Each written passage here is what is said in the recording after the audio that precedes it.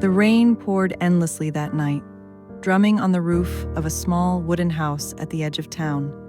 Inside, a young man named Ethan Cole sat by the window, staring blankly into the darkness. His hands were rough from years of hard labor, his eyes dull from disappointment. Just a year ago, Ethan's world had been full of color. He had a small workshop, a growing business, and dreams that stretched beyond the horizon. But everything changed after the accident, a factory fire that took his father's life and left Ethan with burns on his arm and scars far deeper in his heart. Bills piled up. The business shut down. Friends grew distant. Ethan felt like life itself had turned its back on him. One morning, he woke up to a letter from the bank, a final notice of foreclosure.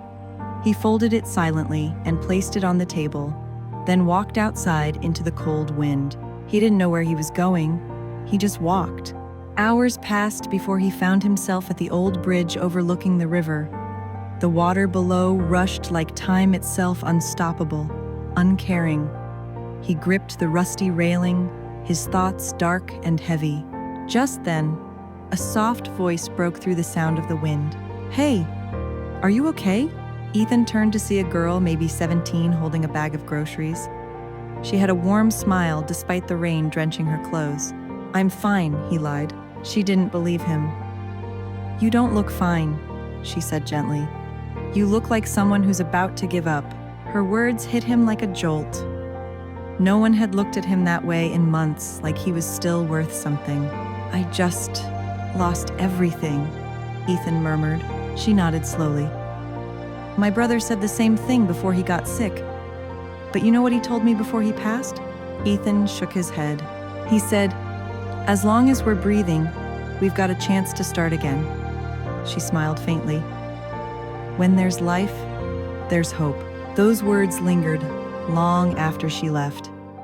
Ethan stood there, drenched in rain, staring at the river. For the first time in months, he didn't see darkness. He saw movement, flow, persistence. The next morning, he woke up early. He went to the old workshop and cleaned it out. The smell of burnt wood still lingered, but he didn't mind. He picked up a hammer with trembling hands and started small, fixing a chair, repairing a table. Days turned into weeks. He posted his work online, one piece at a time. Slowly, orders started to come in. People began to notice his craftsmanship again. And one afternoon, as he delivered a wooden frame to a customer, he saw her, the same girl from the bridge. This time, smiling proudly. "I told you," she said with a grin. "When there's life," Ethan finished her sentence, smiling for the first time in a long while. "There's hope,